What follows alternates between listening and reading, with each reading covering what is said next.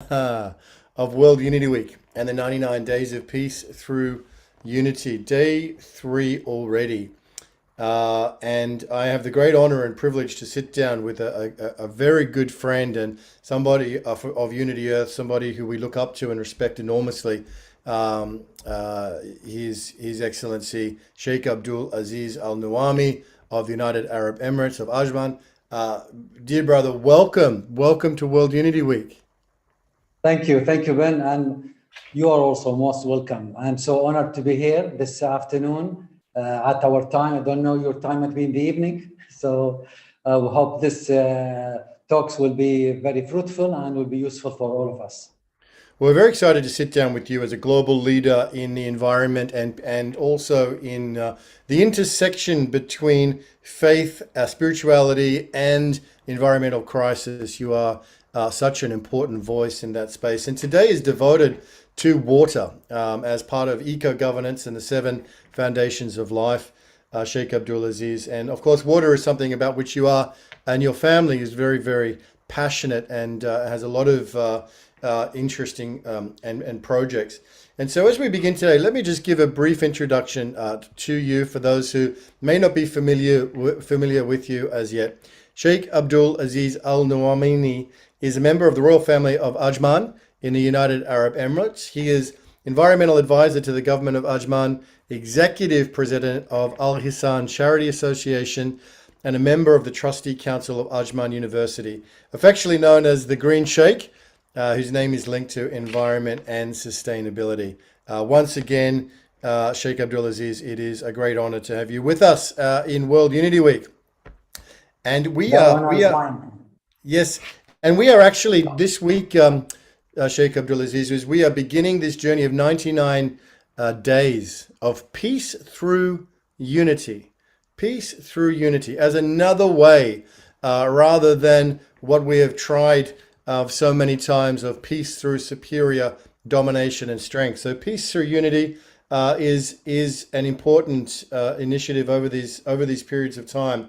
And I know that we also have our brother Jonathan Granoff, a Sufi leader, who is giving us every day one of the 99 names of Allah as we go through and journey through these 99 days. But it's very, very important. So as we begin today to sit down, I really would love for you to introduce a little bit about yourself, your work, and your current projects. Sure, Ben. Thank you for the introduction. My name is Abdul Aziz Al Nuaimi from the United Arab Emirates. I'm passionate with developing the community, also bringing faith together, passionate with the environment. All this comes through education, comes through traveling, comes to experience from different levels, from NGOs, from government perspective, from as well as business and humanitarian. There are many things to talk, but I will make it short. There are 2 areas I'm focusing right now. The one through Al Ihsan Charity Center, which is the Al Ihsan Association, that's helping people. And when I say helping people, is not just giving them the fish, know how they just know how to use the tools and to fish the right fish. So that's Al Ihsan, putting last first. When we say putting last first is putting those people who have less fortunate, orphans, widows, single mothers, who have some challenges, struggle in life, and they are residents or locals in the UAE and need sort of assistance medically, education, settlement, these things. We empower them. We try to find a solution. We try to be on their behalf to bring their dignity, freedom, and also stability in their life and sustain them. So that's one of the areas we're focusing on the community. The other thing in terms of Al Ihsan, also we are using sort of methods of water. We use water as a charity. What is charity? Is endowment. So we have spread water in many buildings free of charge. So people can have access of water. Any people, rich people, poor people, any who passing through the road or passing through some buildings, some areas are far away, they can have access. So we can have build refrigerators and also a source of water. So these are coming from philanthropists, coming from companies who support with us the partnership and to provide fresh water to the people, and even in different temperature, which is cool temperature. Plus, we have two areas we can also support water through Africa and also through Asia. Asia, especially in Indonesia, we deliver or we organize with some other charities in Indonesia to drill wells that could be sustainable and sustaining community for schools, for housing, for medical facilities. So we open up wells, even in Africa as well. So these are, we coordinate with other charities around the world, Asia and Africa. Those water is a source of life, and that's one of the charity for Ihsan. We say blue Ihsan, blue for the water, and Ihsan is making excellence and making good living for others. So this is one of the area we are putting in Al-Ihsan. One of the work we are working also is building a service of medical and health. So we also have a capacity of 50 beds who can treat less fortunate family, especially women and children who can be have no insurance, having struggled with their debts, with their income, financially. We have to support them for their medical treatment, medical surgery, and these things. So we also provide hospital and also medical treatment through our charity, because we have a staff from nurse, doctors, volunteers, and also paid doctors to help us and to really make this community in a better conditions. So these are focusing in Al-Ihsan.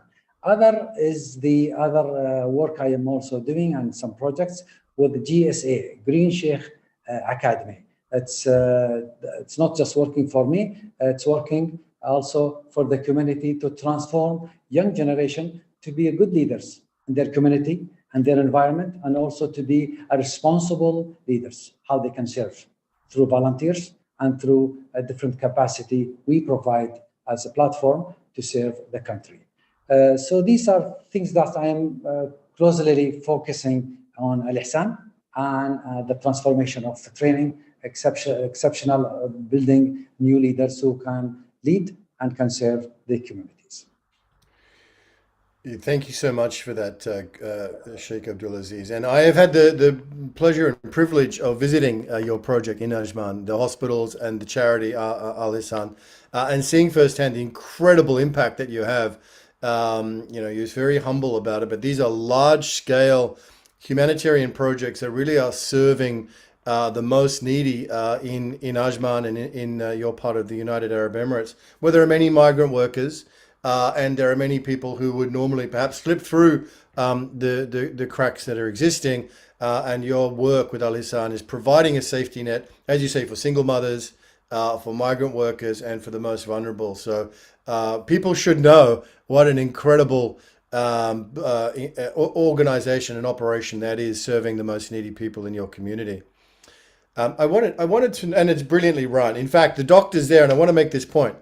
The doctors who are working and the nurses and the medical professionals that are working with this organization are so proud that although it's a charity, although it's there to serve the poor and the most needy, they are proud that the service that people are getting is as good as, if not better, than in a professional, high-paying medical system. So tremendous leadership. And then with the Green Sheikh Academy, the mentoring that you do, the trips that you do, the training that you do, the impact that you have on young men and women is just absolutely amazing. So yeah, we really, really do bow to you and your good works, which are far more, I think, than people realize.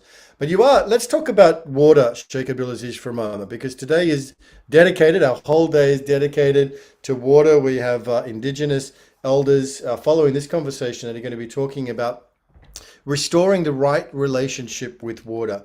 I think it's fair to say that we, as humanity, have used and abused the water resource. We have taken it for granted, and now we are approaching multiple crises. So, how can we collectively re-establish right relationship with water, Sheikh Abdul Aziz? Sure. One of the verses in the Quran, the Holy, even in the Bible, I'm sure there are certain verses or in other scripts in the Holy Book of in other scripts, but in the Quran, out of water we made every living. This is so powerful verses. Out of water we made every living. The water is a medium that's connecting us. It's connecting the sky, connecting the ground, connecting the ocean, connecting our bodies. 71% of our bodies, 71%. Mean the earth itself, 71%. So our body resemble the earth. So if the earth is sick, means my body is sick. If I have got affected in my body, mean the earth is being affected. So these are a mirror, and I'm imagining they are connecting. So that's why in many traditions, hadith, even in our faith, I'm sure in many faiths are the same, indigenous and the other scripts, don't waste water, even if you were at a running stream. Even you have running stream, a river, don't waste the water. Water is so priceless and precious and sacred. So when I say about relationship with water, we have to look up to the world population, especially the region where are very, I can say, fragile. North Africa, West Asia, we call it WANA or MENA. When I say WANA is West Asia, North Africa, or MENA, Middle East, North Africa. There are some changes of country, but in general, they are really struggling. This is one which is representing the 41% of the world population. And the population lives in this region. They are really underwater stress, like Northern and Central Africa, Middle East. Even the water supply is much less than the global average, which is 3.8 tons per day. If we see other countries, the footprint is about 6.8 tons in the United States, and even might be some other countries. Even in the UAE, we're consuming a lot of water. So again, the water is very powerful, and how we have to look at it from different perspective. Let's see, one small round planet, which is the Earth. What goes around comes around. It has a cycle, life cycle. The water comes from the sky. It's not coming just on the ground. The sky through the cloud, through the rain, and there's a life cycles. So how life cycle, how are we going to really control? So there are safe resources from the upstreams, downstreams, how we can increase efficiency, how we can really produce optimization on product, how we can use less these technologies, how we use the treatment of process into the agriculture, the power possible use, because it might be 70% of the water being used is abuse. 70% of use because of the water being used, abused, not being customized, optimized, not being efficient, not being, there are a lot of abundance of extra overflow that be leaked or being evaporated or not being capturized. So I think these are so important things: saving, recapturing, controlling, treatment, efficiency. All these together have to take care of the water.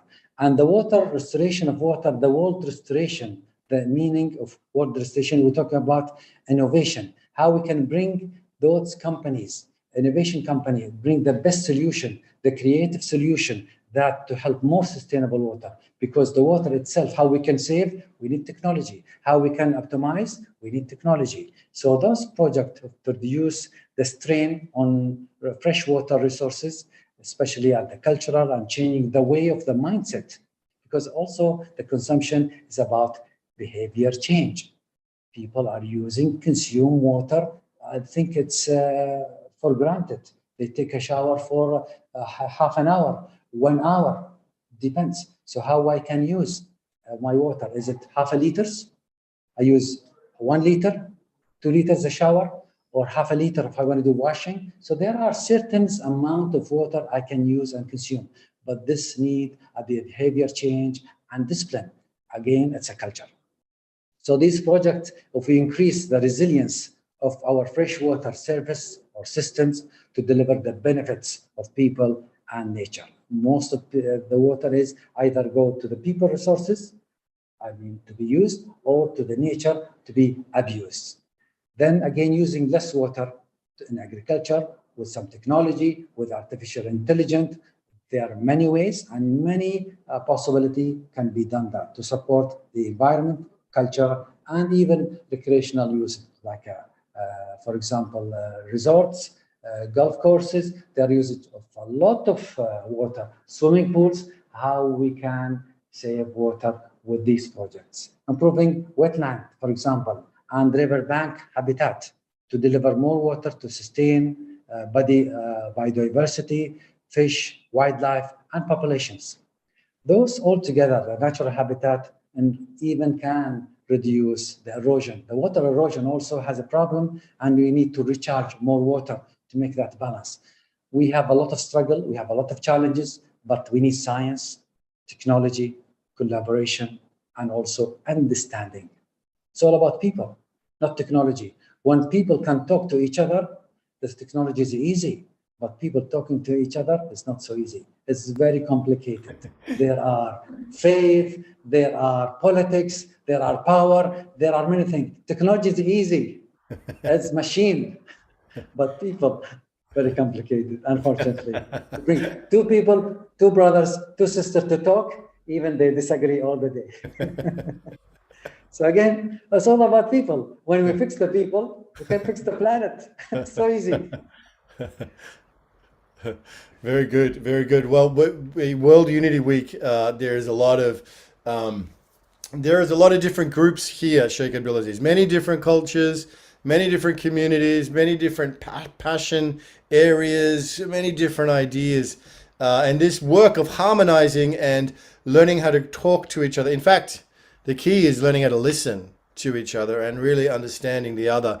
And as we get better at that, you're so right. The other challenges become, we're far more equipped to deal with them when we have our own sense of unity in our communities and our tribal communities being able to come together and understand each other and respect each other. So with that in mind, I want to ask you, because you are also you're also a spiritual leader and a faith leader, as well as an ecological activist and influencer. I want to ask, how can we better build global networks to become a real system of influence, to better steward the earth and all of life?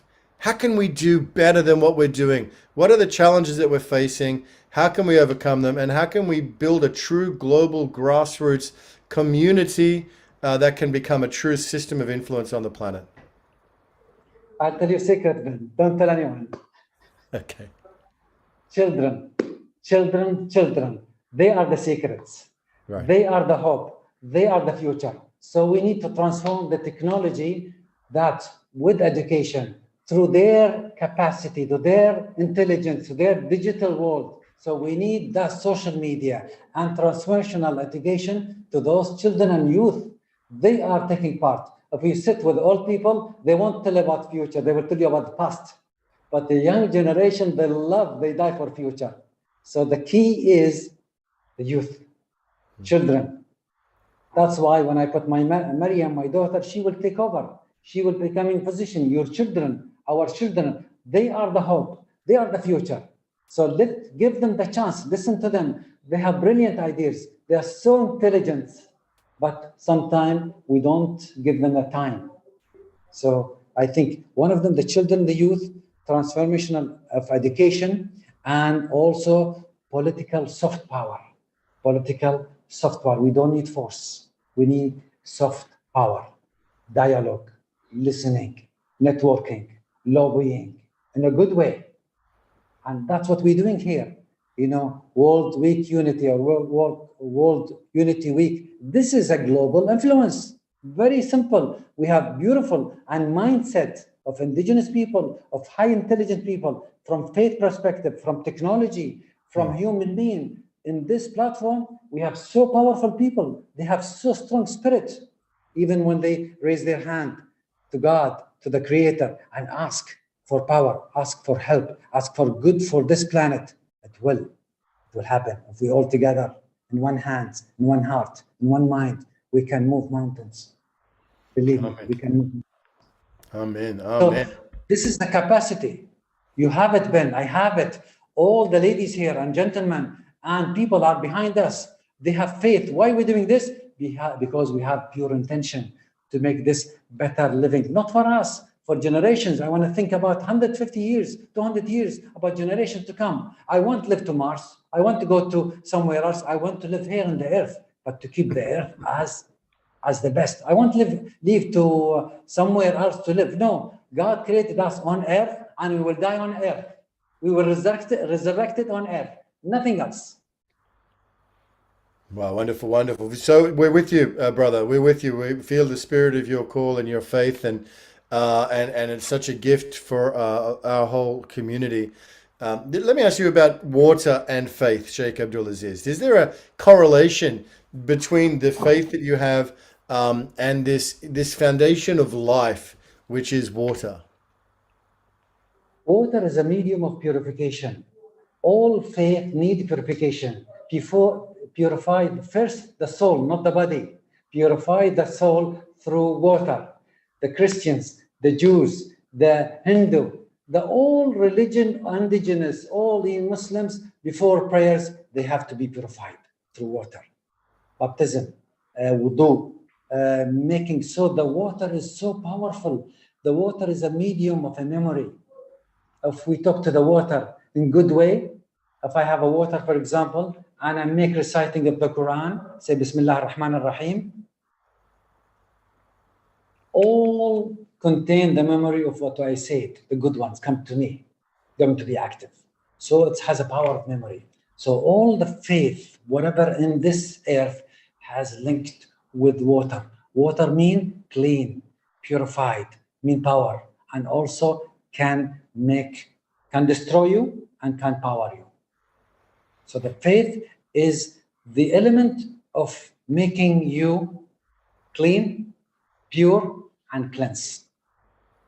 And that's what faith, even in tradition of Islam, it need to be balanced between a man and between a woman. H2O, between a male and a female should be a balance.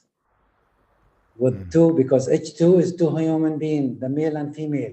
When we say O, the circle O is circle of life, how we bring those males and females together in our circle of life, because it is the center of love. When you see love, O is the middle of love. This is the circle of life. Without love, there's no life. Yeah. This is how faith together. We have to love each other, respect each other, understand each other. Even we have some differences, that's fine. This is how we learn. Without differences, we can't learn. It's becoming boring. So you have something, I have something. These are being gifted to you and to me. Yes, yes, yes. Thank you. You know, yesterday, Sheikh Abdul Aziz, I had the pleasure to sit down with our mutual friend, Gidon Bromberg from EcoPeace, and I'm going to play out that conversation in this session. But the work that EcoPeace is doing in the Middle East with the Green Blue deal is very profound and far-sighted, and water is a key component. Water and energy. So I'm interested in your thoughts about the water and the sharing of water. People are concerned that their wars will be fought over the water resource. Do you see it as an area of conflict or a potential for a new kind of collaboration? It is both, and depends on the intention. If we have good intention, we come to the collaborative side. We're coming for pure intention, and not pure intention, we're coming to the other side, the conflict. But I feel comfortable with collaboration, because the collaboration is really making others people win-win situation. This is how we can achieve. Believe me, Ben, all of us, and this is the truth. The conflict between good and evil till the end of the day, till the end of the hour will happen. We cannot stop, it will happen. But how to be a good on the area of good? Let's be the good angels. Let's be the good angels.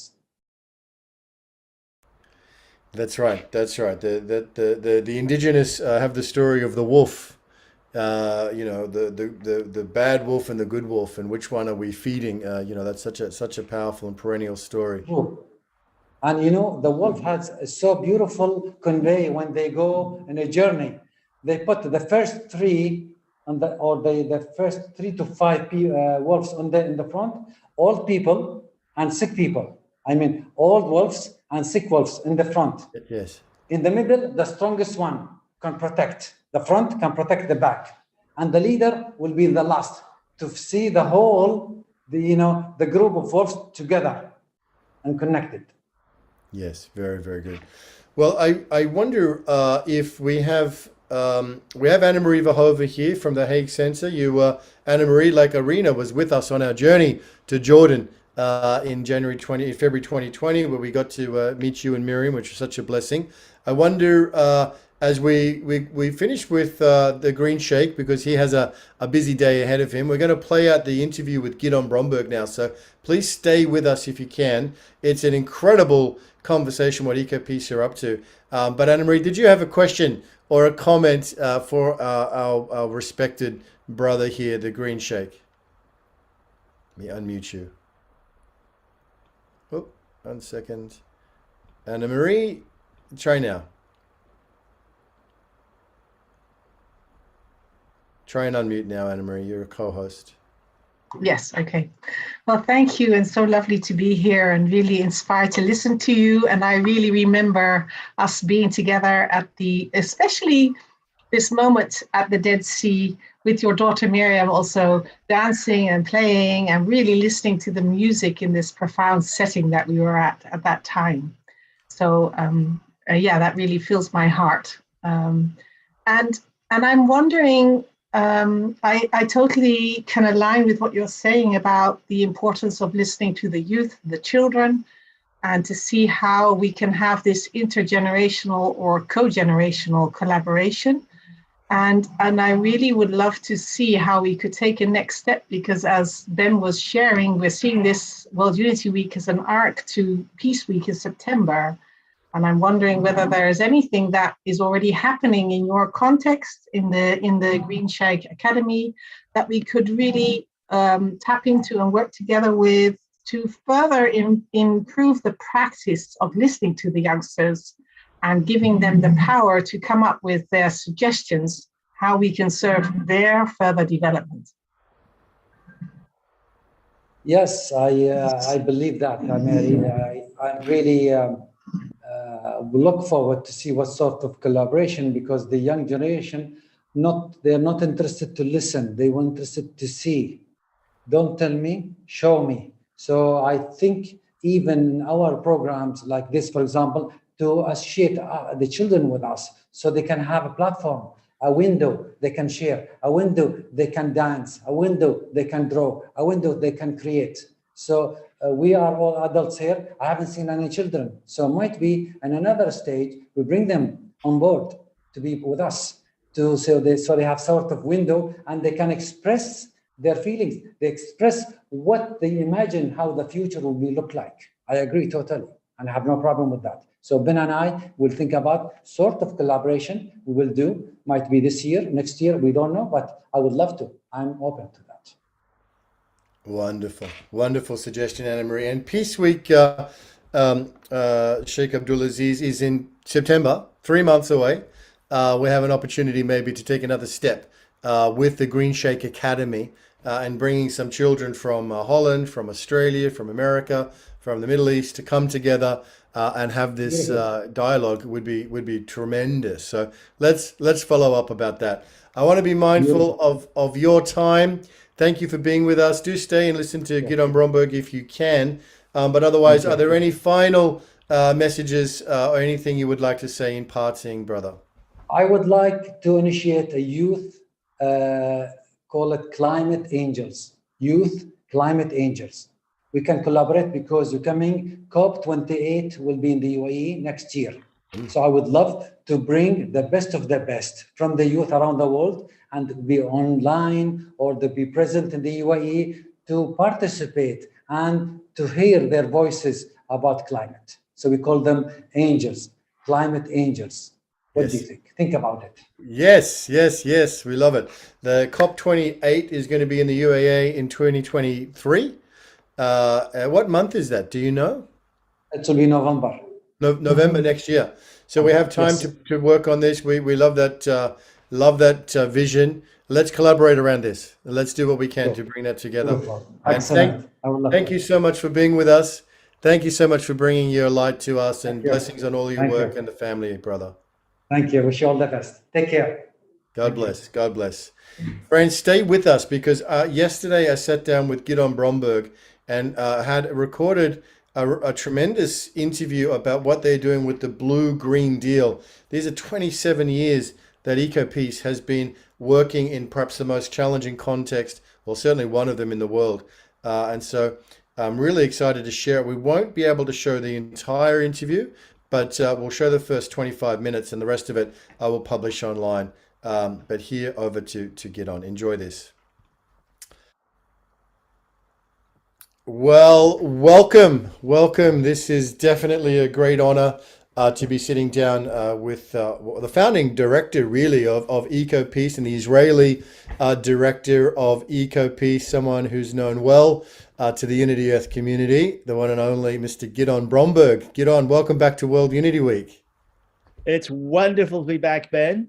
Excited about all of the events that you're organizing this week.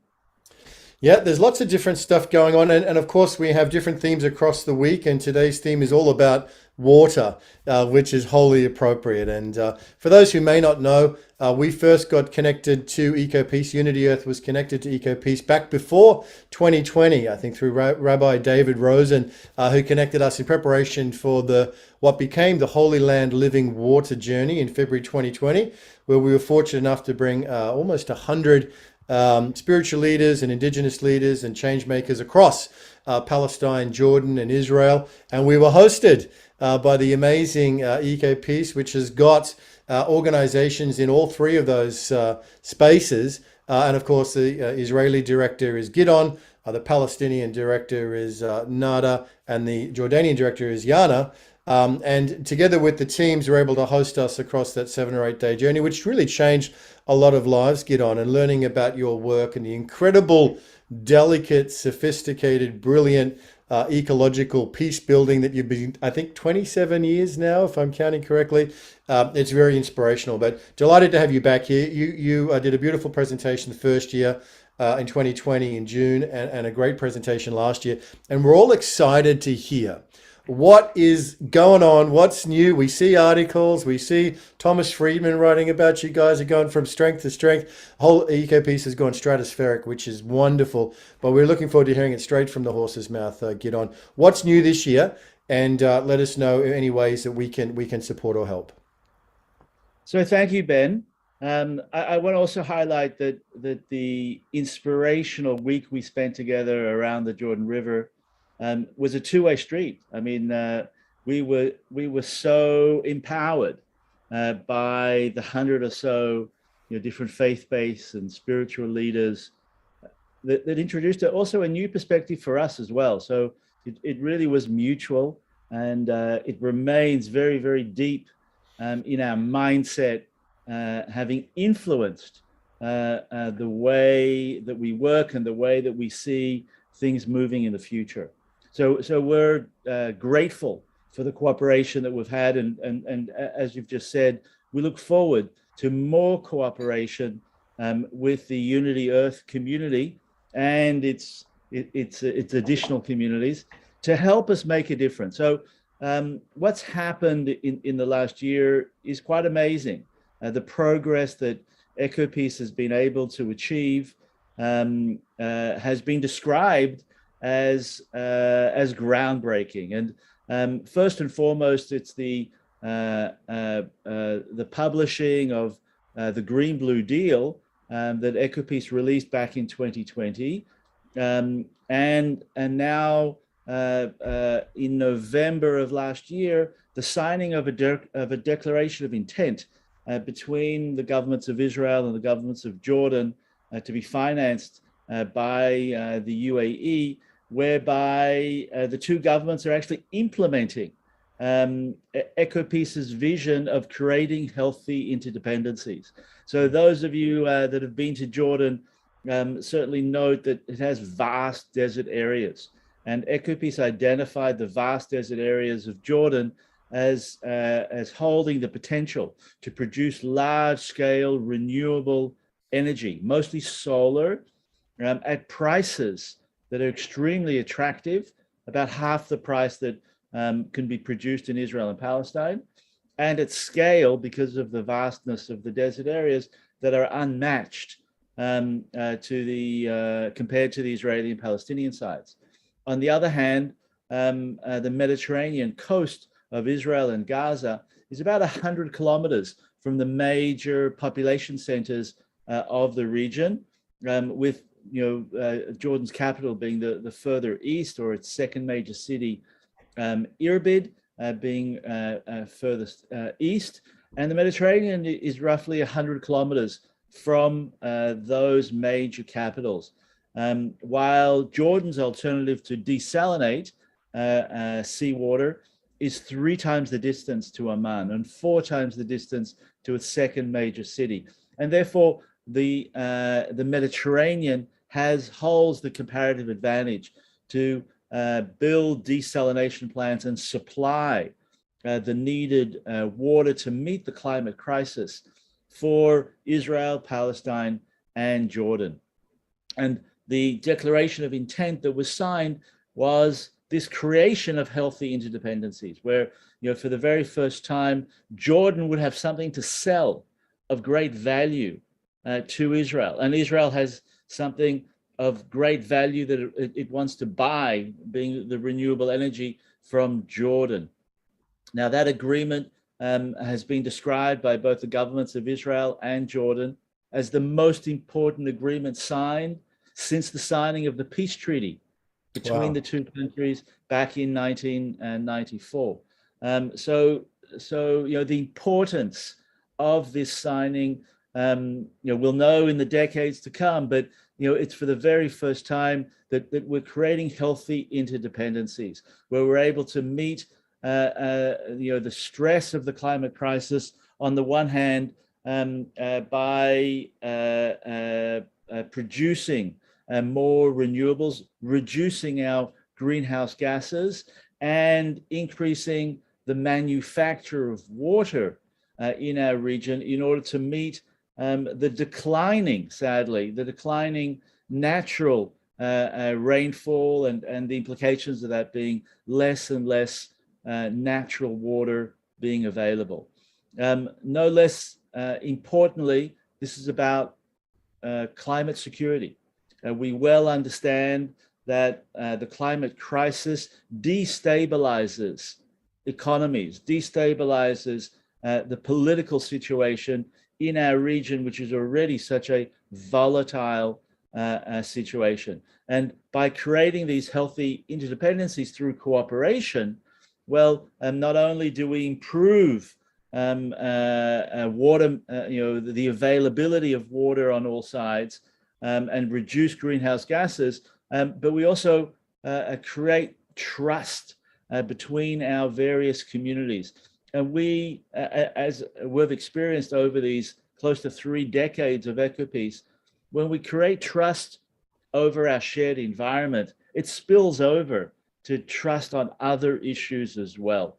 And therefore, we see perhaps, the first steps where truly, grappling with the climate crisis, instead of becoming a threat multiplier, is more and more seen as a necessity, an opportunity for cooperation and peace building.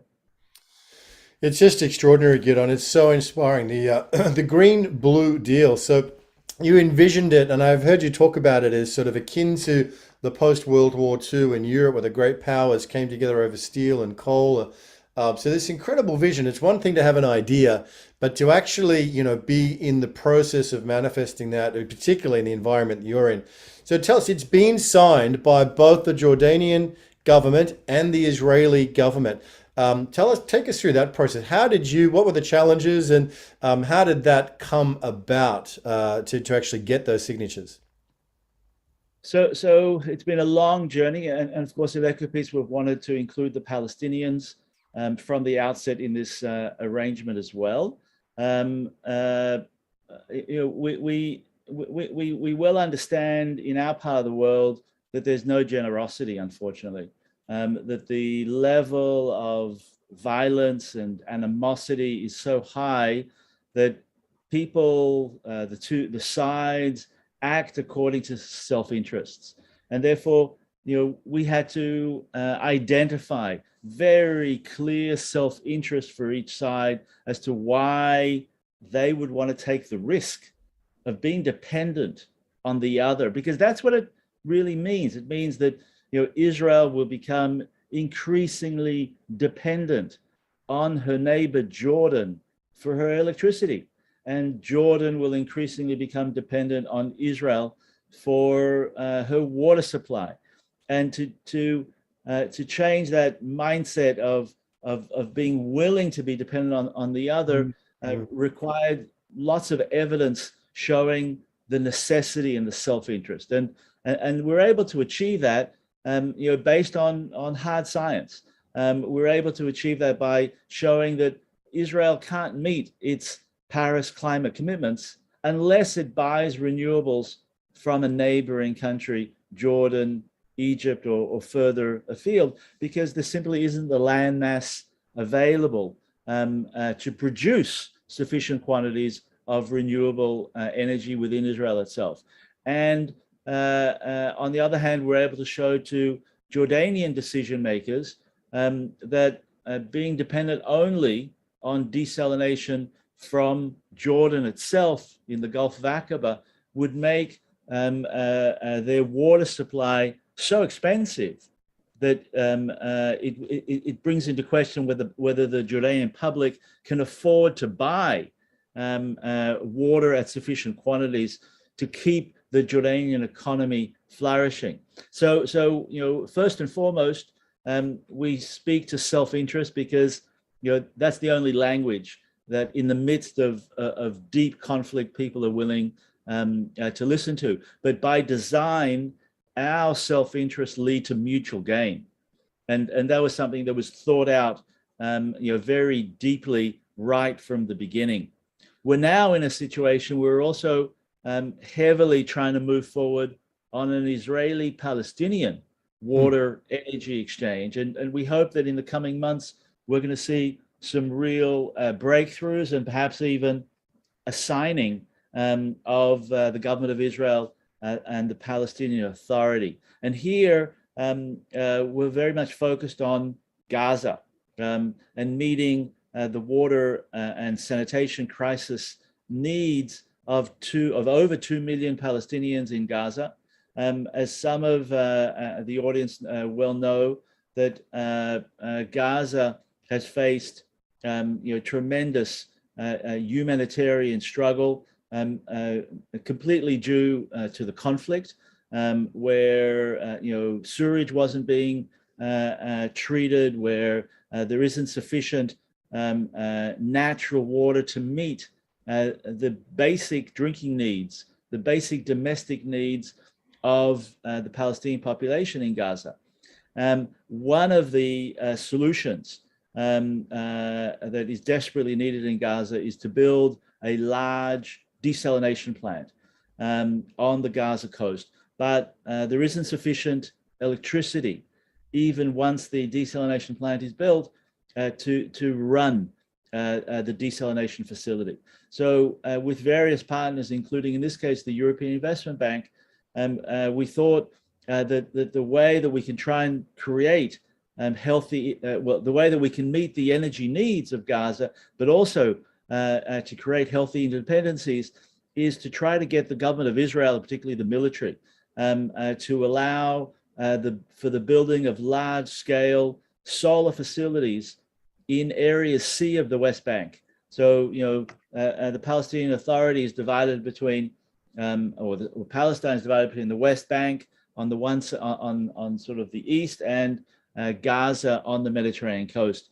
And Gaza is very crowded. There's next to no open spaces, but the West Bank has significant open spaces, and certainly sufficient to build some large-scale solar facilities. We're talking only about 200 megawatts of renewable energy that would be built by the Palestinian private sector with the support of the European Investment Bank, with the support of the American government, perhaps also the support of the Islamic Development Bank, and then transfer that electricity across Israel, because Israel is in the middle between the West Bank and Gaza. So it requires cooperation, and then supply that electricity into Gaza that would run the proposed desalination plant, but also other wash infrastructure of sanitation and the movement of water.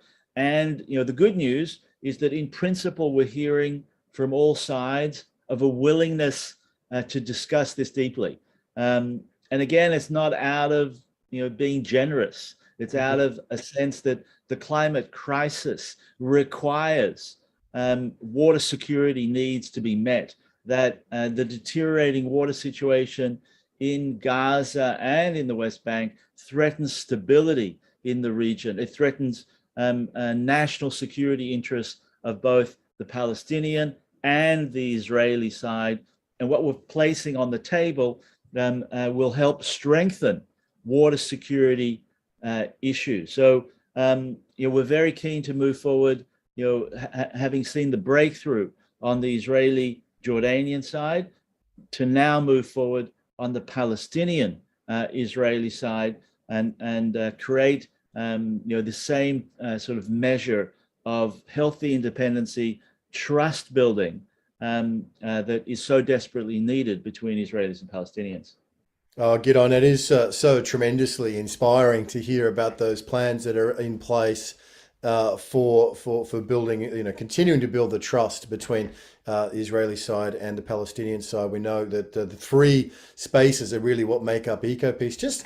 I want to go to the Green-Blue deal again for a moment. You talk about utilizing self-interest, so in this case, the nation states, and being grown up and very, you're in a part of the world where misty-eyed naivety doesn't last very long, and doesn't yield results or dividends. So 27 years, the skillful means by which you are achieving these outcomes is just extraordinary.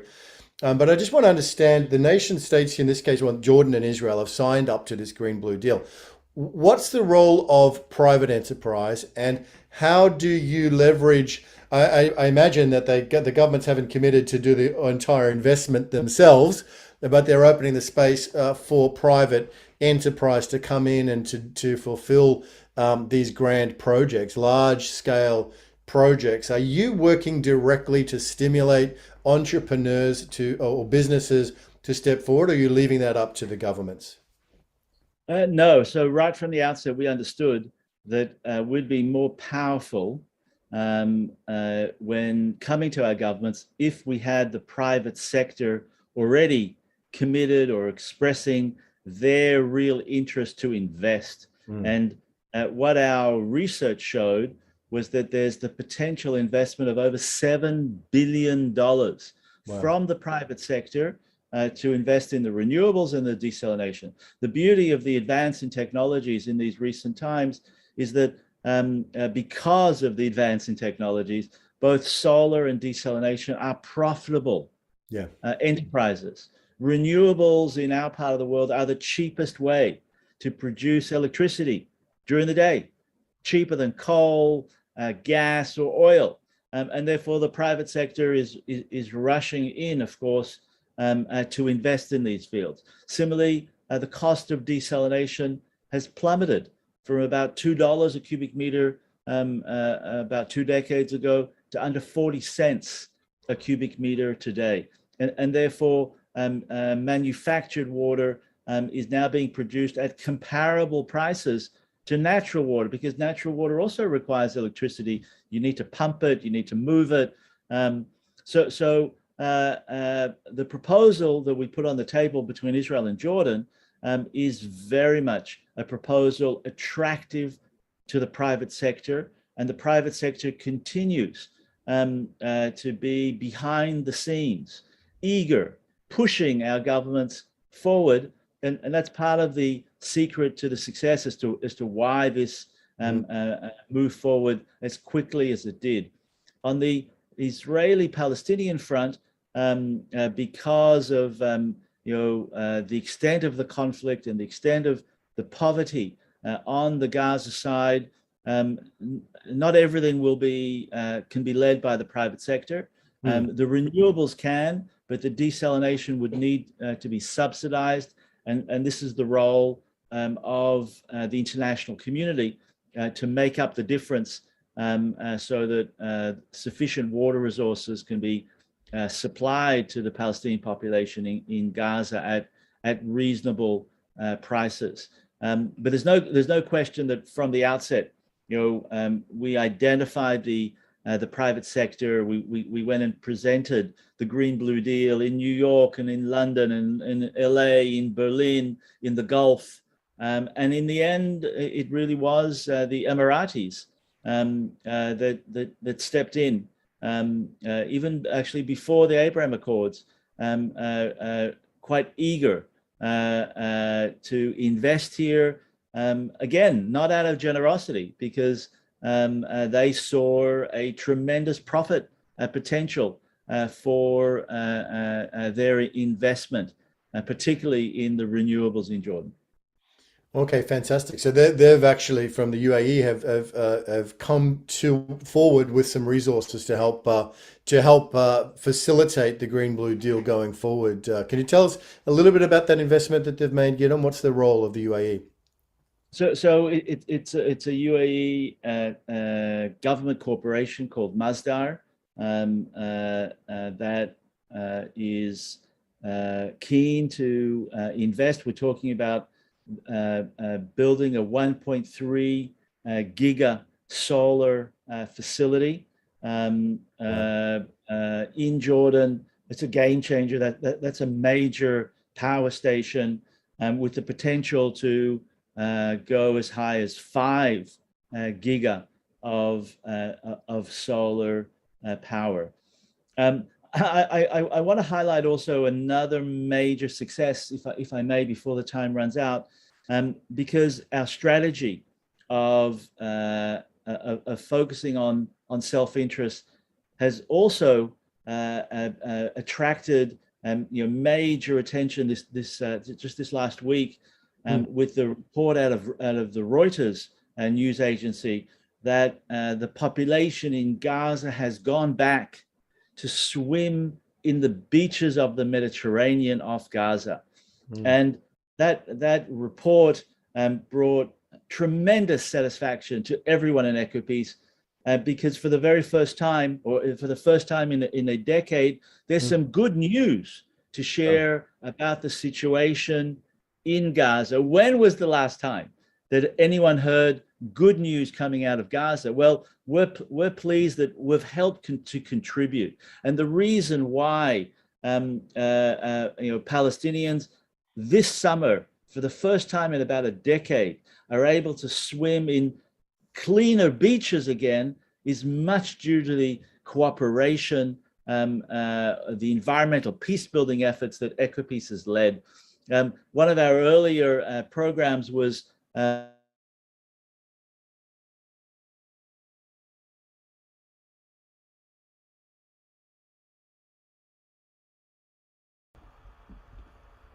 we're going to stop that interview there, and we'll complete this first plenary session now, stopping the